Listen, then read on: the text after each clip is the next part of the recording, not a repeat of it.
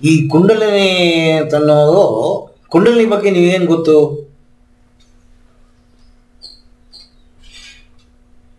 ಏನು ತಿಳ್ಕೊಂಡಿದ್ದೀರಾ? ಕುಂಡಲಿನಿ ಅಂದ್ರೆ ಏನು, ಏನಕ್ಕೆ ಅದ್ರ ಬಗ್ಗೆ ತಿಳ್ಕೋಬೇಕು?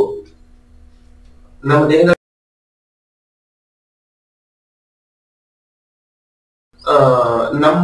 ನಮ್ಗೆ ಯಾವುದೇ ಒಂದು ಕಾಯಿಲೆಗಳು ಬರ್ತಾ ಇರೋ ಹಾಗೆ ನಮ್ಮನ್ನ ನಾವು ಸೆಕ್ಯೂರ್ ಮಾಡ್ಕೋಬಹುದು.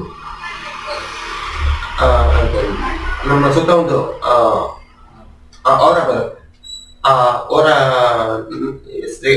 ನಮ್ಗೆ ಕುಂಡಲಿನಿ ಇದು ಮಾಡ್ಕೊಂಡಾಗ ನಮ್ಗೆ ಆ ಅವರ ಏನ್ ಮಾಡುತ್ತೆ, ಯಾವುದೇ ರೀತಿಯ ಕಾಯಿಲೆಗಳು ನಮ್ಗೆ ಬರ್ತಾ ಇರೋ ಹಾಗೆ ತಡೆಯುತ್ತೆ. ಕುಂಡಲಿನಿ ಅಂತ ಅನ್ನೋ ಒಂದು ಶಕ್ತಿಯನ್ನ ಯಾತಕ್ಕೆ ಭಗವಂತ ನಮಗೆ ಕೊಟ್ಟಿದ್ದಾನ? ಕುಂಡಲಿನಿ ಯಾಕೆ ಎಲ್ರಿಗೂ ಆಕ್ಟಿವೇಟ್ ಆಗಲ್ಲ? ನೀವು ಹೇಳ್ದಂಗೆ ಆಕ್ಟಿವೇಟ್ ಮಾಡ್ಕೋಬೇಕು. ಯಾತಕ್ಕೆ ಆಕ್ಟಿವೇಟ್ ಮಾಡ್ಕೋಬೇಕು? ಒಂದು. ಎರಡನೇದು, ಕುಂಡಲಿನಿ ಅಂತ ಅನ್ನೋ ಶಕ್ತಿ ಯಾತಕ್ಕೆ ನಮ್ಮ ದೇಹದೊಳಗೆ ಇಟ್ಟಿದ್ದಾನ ಭಗವಂತ? ಕುಂಡಲಿನಿ ಅಂದ್ರೆ ಏನದು?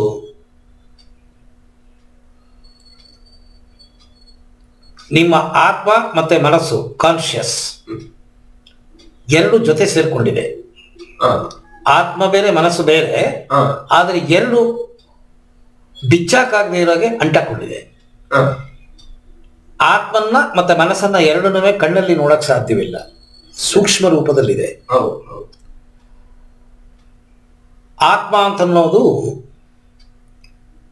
ದೇಹದ ಪ್ರತಿಯೊಂದು ಸೆಲ್ಲುಗಳು, ಕಣಗಳಲ್ಲೂ ವಾಸ ಮಾಡ್ತಿದೆ.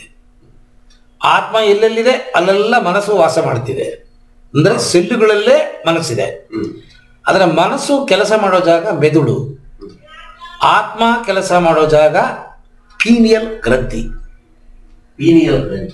ಮೂರನೇ ಕಣ್ಣು ಅಂತಾರೆ ನೋಡಿ, ಆ ಜಾಗದಲ್ಲಿ ಆತ್ಮ ಕೆಲಸ ಮಾಡುತ್ತೆ.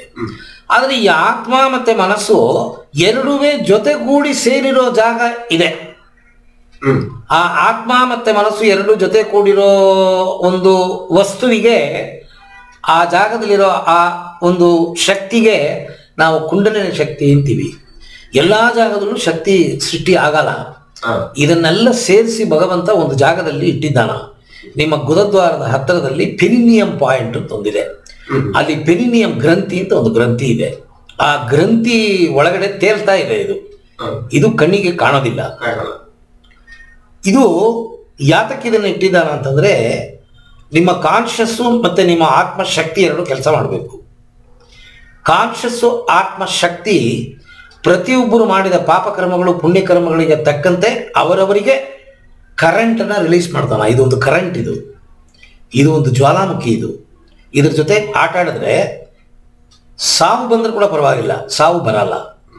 ಕುಂಡಲಿನಿ ಶಕ್ತಿ ಬಗ್ಗೆ ಸರಿಯಾದ ವಿಚಾರ ತಿಳ್ಕೊಳ್ದೇನೆ ನಾನು ಜ್ಯೋತಿಷ್ಯ ನೋಡ್ತೀನಿ, ನಾನು ಮೂರನೇ ಕಣ್ಣು ಓಪನ್ ಮಾಡ್ಕೋಬೇಕು, ನಾನು ಸಿದ್ಧಿ ಪಡಿಬೇಕು ಅಂತೆಲ್ಲ ಒಂದು ಯಾವುದೋ ಒಂದು ಅಪೇಕ್ಷೆ ಇಟ್ಕೊಂಡು ನೀವು ಮಾಡಕ್ಕೆ ಹೋದ್ರಿ ಅಂತಂದರೆ ಖಂಡಿತವಾಗ್ಲೂ ಬೆಡ್ ಹಿಡಿತೀರಾ, ನಿಮ್ಯಾನ್ಸ್ ಹಾಸ್ಪಿಟ್ಲಿಗೆ ಮಲಗ್ತೀರಾ. ನನ್ನ ಥರ ಯಾರು ಓಪನ್ ಆಗಿ ಮಾತಾಡಲ್ಲ. ನಾ ಇರೋ ಸತ್ಯನ ಸತ್ಯವಾಗಿ ಮಾತಾಡ್ತೀನಿ. ನಿಮ್ಮನ್ನು ಏಮಾರಿಸ್ಬೋದು, 5,000 ಕೊಡಿ, 10,000 ಕೊಡಿ, ಅದು ಕೊಡಿ, ಇದು ಕೊಡಿ, ನಾನು ಎಬ್ಬಿಸ್ತೀನಿ ಮಾಡ್ತೀನಿ ಅಂತೆಲ್ಲ ಹೇಳ್ತಾರೆ. ಯಾರುವೇ ಯಾವುದನ್ನೂ ಆಕ್ಟಿವೇಟ್ ಮಾಡಿಸ್ಬಾರ್ದು, ತಾನಾಗೆ ಆಕ್ಟಿವೇಟ್ ಆಗಬೇಕು. ಒಂದು. ಎರಡನೇದು, ಇದು ನೀವು ಮಾಡಿದ ಕರ್ಮಾನುಸಾರ ಮೆದುಳಲ್ಲಿ ಕಾನ್ಷಿಯಸ್ಸು ಕೆಲಸ ಮಾಡುತ್ತೆ, ಅದಕ್ಕೆ ಆತ್ಮ ಸಪೋರ್ಟ್ ಮಾಡುತ್ತೆ. ಇದನ್ನು ಯಾತಕಲ್ಲಿ ಇಟ್ಟಿದ್ದಾನ ಅಂತಂದರೆ, ನೀವು ನಿಮ್ಮ ಕರ್ಮಗಳು ಪರಿಪೂರ್ಣತೆಯನ್ನು ಪಡೆದಾಗ ನಿಮ್ಮ ಅಹಂಕಾರಕ್ಕೆ ಬೆಲೆ ಇಲ್ಲ. ಅಹಂಕಾರ ಕರ್ಮ ಇರೋ ತನಕ ಮಾತ್ರ ಕೆಲಸ ಮಾಡೋದು. ಅಹಂಕಾರವಿಲ್ಲ ಅಂತಂದರೆ ಆತ್ಮಕ್ಕೆ ಕೆಲಸವಿಲ್ಲ. ಮನಸ್ಸು, ಆತ್ಮ, ಅಹಂಕಾರ ಇದು ಮೂರು ಒಂದಕ್ಕೊಂದು ಸಂಬಂಧಪಟ್ಟುಕೊಂಡು ಕೆಲಸ ಮಾಡ್ತಾ ಇದೆ ದೇಹದಲ್ಲಿ. ಯಾವಾಗ ನಿಮ್ಮ ಕರ್ಮ ಪೂರ್ತಿ ಮುಕ್ತಿ ಆಗುತ್ತೆ, ತಾನಾಗಿ ಕುಂಡಲಿನಿ ಅಂತ ಶಕ್ತಿ ದೇಹದಲ್ಲಿರುವ ಪ್ರತಿಯೊಂದು ಚಕ್ರಗಳ ಮೂಲಕವಾಗಿ ನಿಮ್ಮ ಸಹಸ್ರಾರ ಚಕ್ರಕ್ಕೆ ತಾನಾಗೆ ಹೊರಬಿಟ್ಟು ಹೋಗುತ್ತೆ.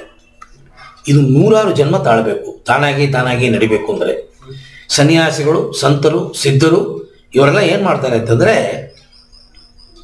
ಈ ಲೌಕಿಕ ಜೀವನವನ್ನು ತೊರೆದು ಹೆಣ್ಣಾಸೆ, ಹೊನ್ನಾಸೆ, ಮಣ್ಣಾಸೆ ಇದು 3 ಇರೋದ್ರಿಂದನೇ ಕರ್ಮ ಸೃಷ್ಟಿ ಆಗುತ್ತೆ. ಹೆಣ್ಣು, ಹೊನ್ನು, ಮಣ್ಣು ಇದು 3 ತೊರೆದು ಒಂದು ಹೊರಲೋಕಕ್ಕೆ ಹೋಗಿ ಅವರಲ್ಲಿ ಸಾಧನೆ ಮಾಡ್ತಾರೆ. ಏನು ಸಾಧನೆ?